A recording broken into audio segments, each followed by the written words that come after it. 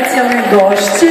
One su danas samo imale radionicu, a to su devojčice upravo iz našeg grada. Jedan veliki aplauz za radionicu